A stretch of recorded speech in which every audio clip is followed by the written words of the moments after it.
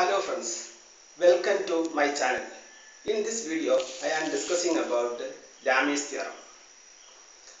This theorem was found by Bernard Lamy, who was a French scientist. This theorem states that if three coplanar forces acting at a point are in equilibrium, then each force is directly proportional to the angle between the other two forces. Again, if three coplanar forces acting at a point are in equilibrium, then each force is directly proportional to the sine of the angle between the other two forces. Again, from this theorem, we get three forces PQ are acting at O, and O is in equilibrium. Then P is proportional to sine of the angle between the other two forces equals A. Sine of it, sine A.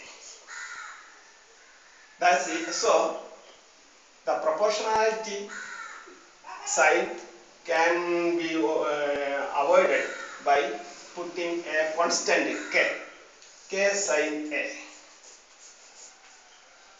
That's so it equals K equals, here K is called constant of proportionality, and K equals to Kp by sine A.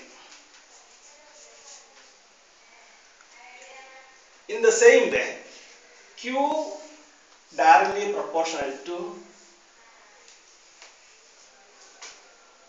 the angle between the other two forces B, which is sine of B, which is also the opposite angle line opposite to the force Q. So Q equals K sine B, or K equals Q by sine B.